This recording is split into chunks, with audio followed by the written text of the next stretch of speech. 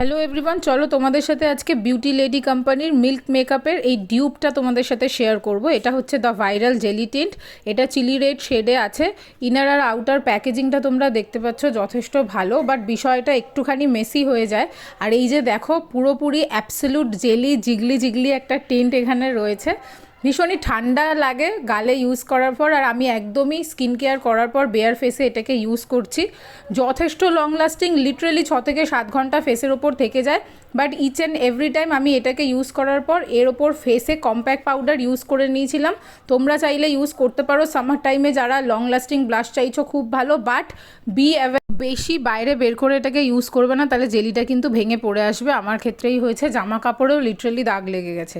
এইটুকু খেয়াল রাখলে এই প্রোডাক্টটা খুবই ভালো। এটাকে আমি ডিসকাউন্টেড প্রাইসে কততে পেয়েছি সেটা উপরে তোমাদের সাথে মেনশন করে দিচ্ছি।